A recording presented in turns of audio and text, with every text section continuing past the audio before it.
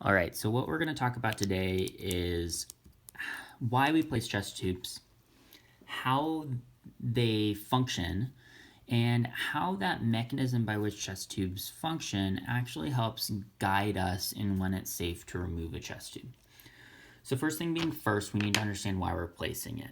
And the idea of a chest tube is that we want to drain the pleural space. So the pleural space is the area that's going to be between the lungs, visceral pleura, and visceral pleura and the parietal pleura that lines the thoracic cavity. This is typically a very small space, fills with a little bit of fluid that reduces friction when we breathe in and out. But when something fills that space, the lung can collapse and we have a hard time breathing. Okay, so our goal is if something's stuck in there is we want to drain it out. Things that we can drain out can be air that's trapped, we call that a pneumothorax. Blood that's trapped, we call that a hemothorax.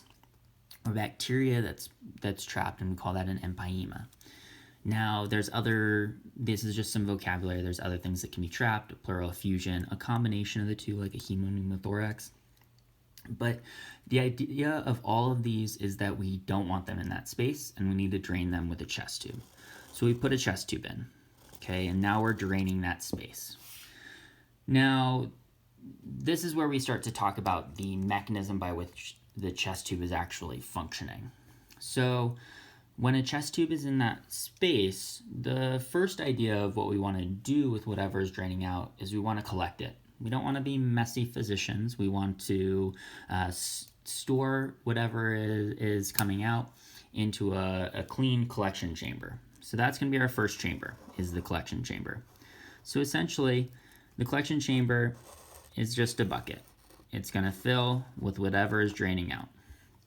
It's the simplest and most straightforward of what we have in our three chambers. And say blood is draining out, it's going to gradually fill that collection chamber. Okay, so that's chamber number one. Now the problem is that there's nothing here that's preventing things from getting back into the pleural space. So if we drain out blood, nothing here is preventing air from entering back into the system and back into the pleural space. And now we just have the same problem, which is a pneumothorax. So our goal here is to drain things from the pleural space while preventing a reaccumulation. And to do that, we create the second chamber, which is probably the most important and the most difficult to understand of the three chambers. And this is called the water seal chamber. The water seal chamber acts as a one-way valve. Okay. What that means is that it allows things to escape the pleural space while preventing things from getting back in. And to understand how that works, we need to understand how we take deep breaths in and out. So when we breathe in, we create a negative intrathoracic pressure. Okay, our diaphragm's lower. This negative intrathoracic pressure pulls air through our bronchial tree into our alveolar space. Now that also creates a negative intrathoracic pressure in the pleural space. And so if we don't have this water seal chamber, that can actually pull air back into the pleural space, which we don't want. So we use a column of 2 centimeters of water to essentially block that process. We, along with the resistance of this tubing system, are unable to overcome that 2 centimeters of water with our negative intrathoracic pressure. But what we are able to do is we're able to create enough positive intrathoracic pressure when we breathe out. So our diaphragm goes up, we create a positive intrathoracic pressure, and we're able to overcome this 2 centimeters of water, which can sometimes be seen as forcing air bubbles out into our water seal chamber. We call that an air leak, but it's really just a sign that there's still air trapped in this pleural space that needs to escape.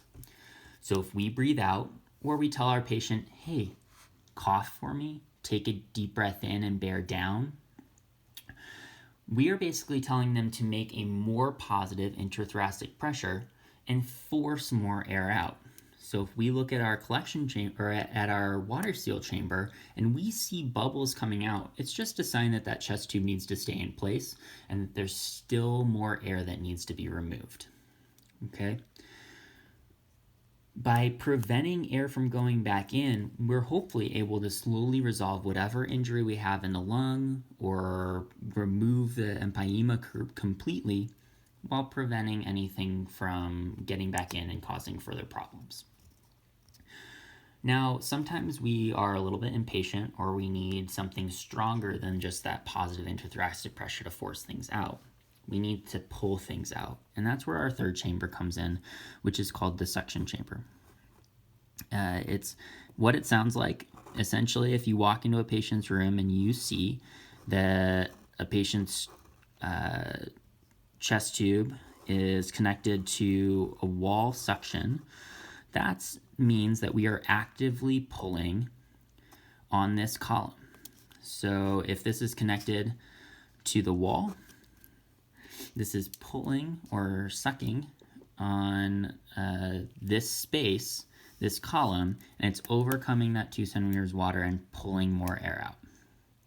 Now, the problem with the wall suction is sometimes we can set those things at like 125 centimeters of water of pressure. And that would cause serious injury to our lung. Essentially, you would start seeing lung tissue coming out through the tubing, which we wouldn't want. And so to prevent that from happening, we create an atmospheric vent. So the way the atmospheric vent works is that this is about 20 centimeters of water. And when you connect it to a wall suction, this column of water prevents the pressure that's pulled through the rest of the tubing from ever getting above 20 centimeters of water. And so we always have a gentle 20 centimeters of water pressure pulling on that pleural space and helping drain whatever is trapped there. So you'll see on the chest tubes that you can actually set that anywhere between negative 10 centimeters of water up to negative 40 centimeters of water. The most common that you're going to see is going to be that negative 20 centimeters of water. And this is the mechanism by which chest tubes work. And we can use this to determine when we remove it.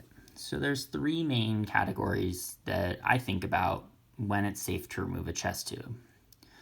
So these things all need to be met. So one is your collection chamber is no longer collecting much volume. So if you're still collecting about 500 milliliters of volume a day, if you remove that chest tube, you're just going to reaccumulate 500 milliliters of volume every day, which isn't something that we want to see. So if that output gets to a low enough value, that's sign 1 that we can remove the chest tube.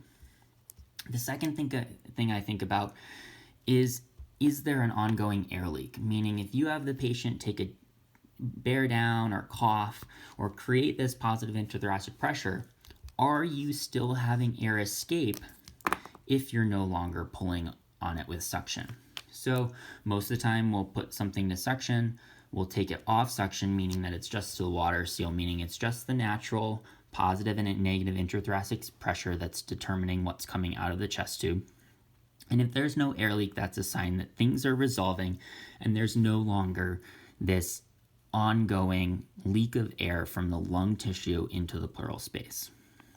Now, the last thing I think about is the lung fully expanded?